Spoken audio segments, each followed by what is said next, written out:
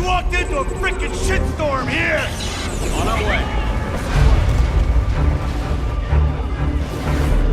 In a series of eye-popping trailers dating back to 2005, Killzone 2 has enraptured the masses with the promise of blurring the line between reality and the radical. Years have passed with a slow trickle of gameplay videos, closing in on those target renders offered up nearly a half a decade ago. It's just about time to finally enter the Killzone. Part 2 kicks off following the events of the original Killzone and the PSP's Killzone Liberation. You take the role of Sergeant Thomas Sevchenko, Sev to his compatriots, a member of the ISA, Interplanetary Strategic Alliance, taking the fight to Helgen, home of the Helghast insurgency. It's easy to tell friend from foe. The bad guys have beady little red glowing eyes filled with malice.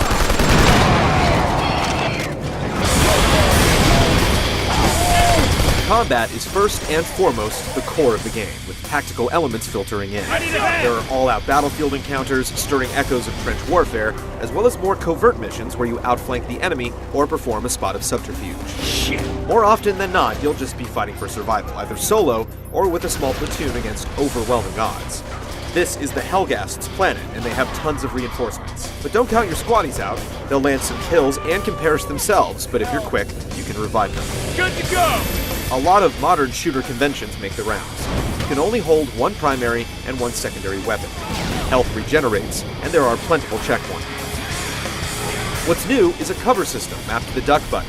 This allows Sev to attach to cover, and then with the analog stick, peek over to the side to squeeze off some shots. Going in guns blazing may make for a great 30-second action movie, but it will get you killed. A few well-placed shots are enough to drop you.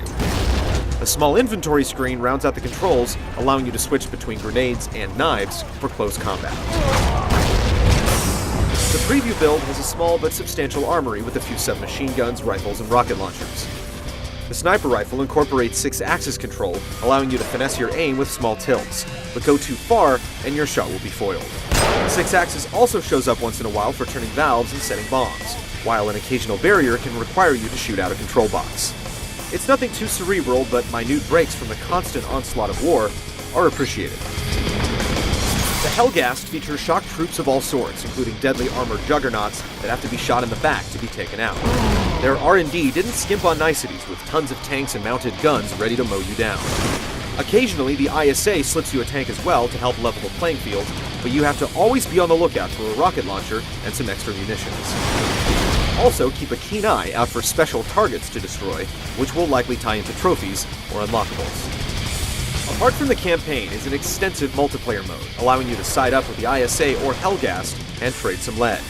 Level up, earn medals and ribbons while using ability badges with a class-based system, as you hone your scout, medic, soldier, engineer, saboteur, or soldier. Want to heal and kick ass? Then try mixing and matching the badges to create your ultimate killing machine.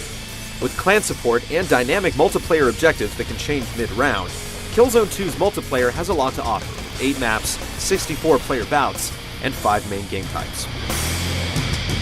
Killzone 2 is finally set to try and live up to all those years of hype. What we've played so far has been a relentless pattern of duck and burst as we scan each dirty, dilapidated environment for burning red eyes.